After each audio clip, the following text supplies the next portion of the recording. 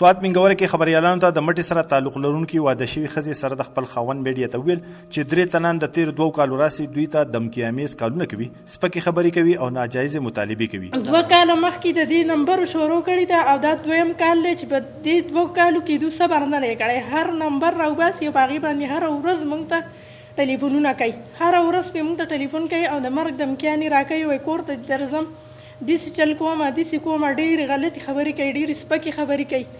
خو تاسو حکومت زموږ تپوس وکړئ او زموږ مدد وکړئ، زموږ سره مرسته وکړئ. دا وایي چې څو وارې خپل نمبر بدل کړو خو کال کوونکي دومره بااثره دي چې بیا هم د دوی نمبر معلوم کړي.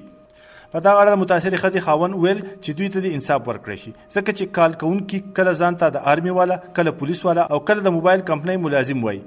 دی وایي که چېرې دوی ته انصاف میلاو نشو نو دی به د ذهني دباو له وجې په خودکشۍ مجبوره وي. په دغه اړه د سوات پولیس وایي چې متاثره کورنۍ د باقاعده پولیس ته درخواست ولیکي نو دوی سره به د قانون مطابق مرستې وکړی شي. د کیمرامین لونګین سره نیاز احمد خان، مشرق ټي وي، سوات.